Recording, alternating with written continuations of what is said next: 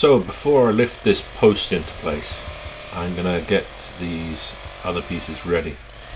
These are the two uprights that are going to be on the ends of the short walls. And that means first of all splitting it in half. Now I'm just doing this by eye this time.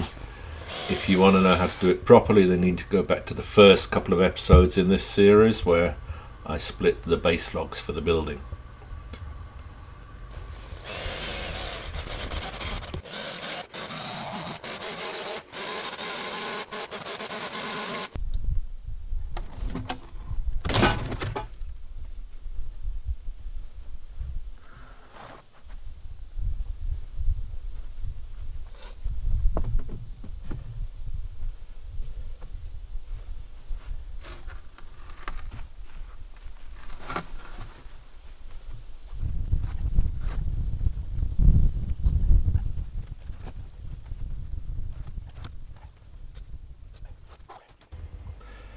So I did a fairly good job on getting those reasonably flat and straight, but they're not perfect, so I'm going to have to level them off. Now I'm using the log debarker that I used right at the beginning of this project to take the bark off the logs. It's also really good for leveling this kind of piece.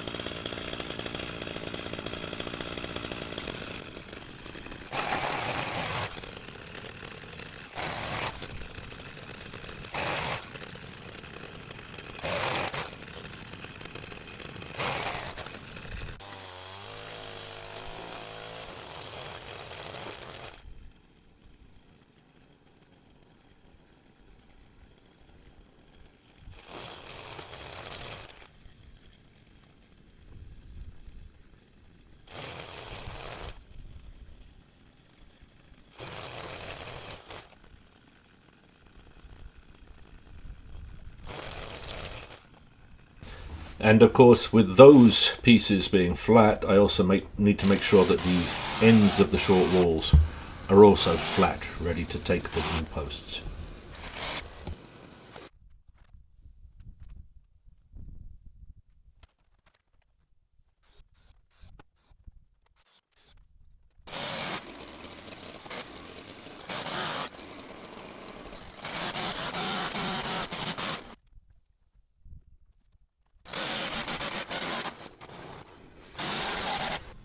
And with those things done, it's the moment of truth, time to put this post in.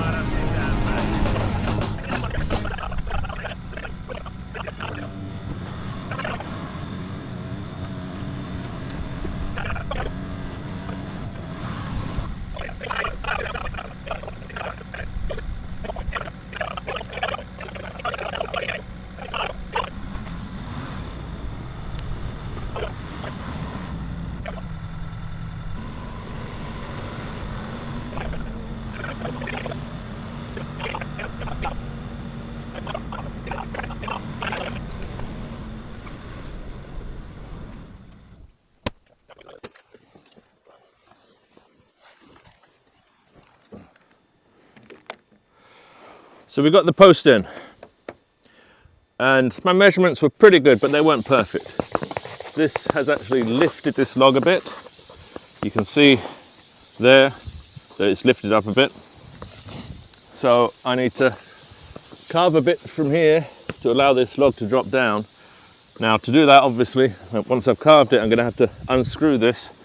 So I've set up some extra supports and stuff holding, making sure this post doesn't move when this is unattached.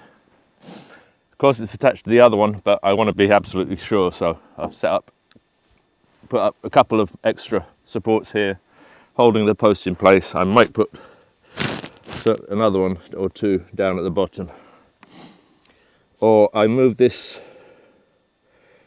platform that I built up against it and maybe put the strap around it again, just to make sure it definitely stays in the right place while I get this one adjusted. This one I'll check the other one, but it doesn't look so bad. Might have to adjust that one a little bit as well. And then I'm going to start work on the spruce pieces which are covering the the ends of the short walls. But this is first.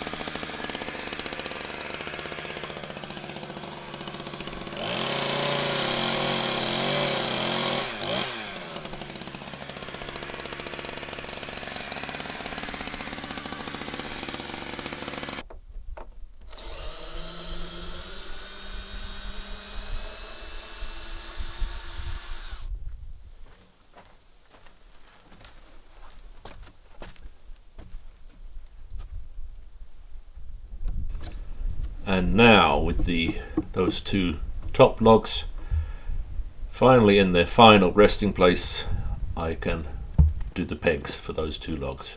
2 pegs in each one.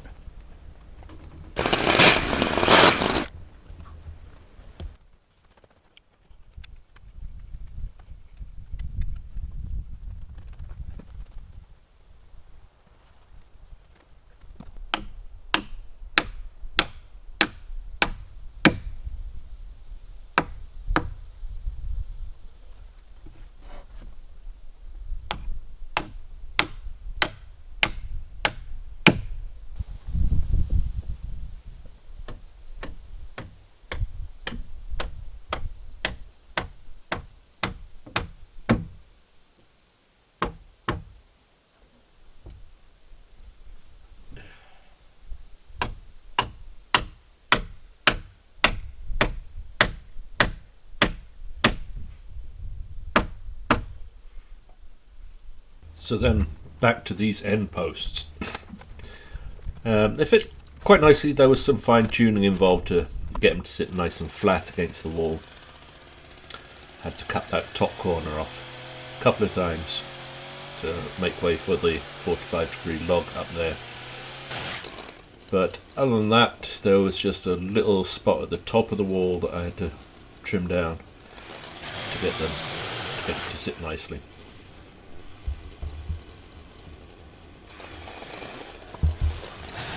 Now, obviously, this end log can't actually rest on the ground, so I'm going to have to lift it up. And what that means is that I'm going to have to use the log scriber on the top of the log and draw the logs around and above this end log. Then take it down and cut some space for those ones and lift the whole end log up on the wall, probably about 12 centimeters. To do that, it means I need that perfectly vertical line so I can actually calibrate the log scriber, as I did in one of the early episodes. I'll find out what episode it was and I'll put a link in here.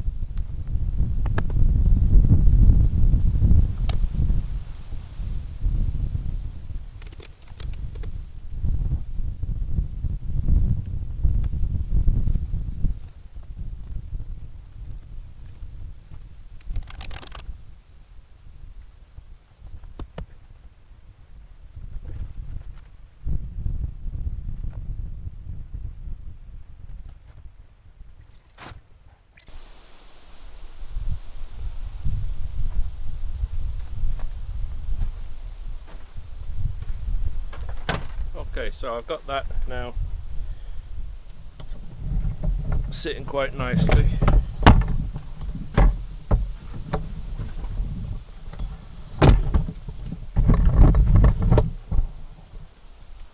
So I've got this line now looking quite nice, but there's still technical difficulties here because, again, I'm putting in a post that's not going to move onto a wall that is going to. So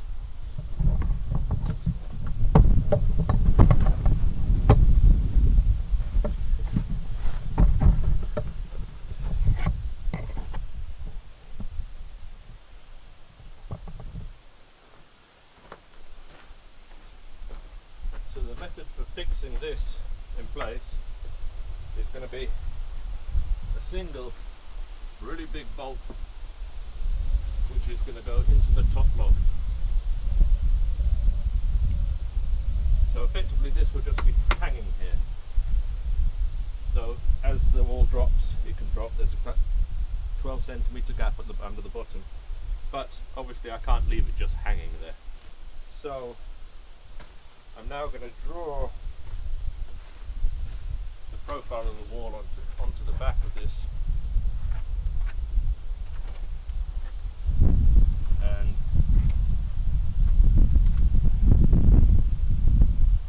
I have to take this out, and then I'm going to have to cut a groove into the end of the wall, into which I'll be putting this profiled piece of wood, a wedge shape. That'll go into the groove. Excuse me.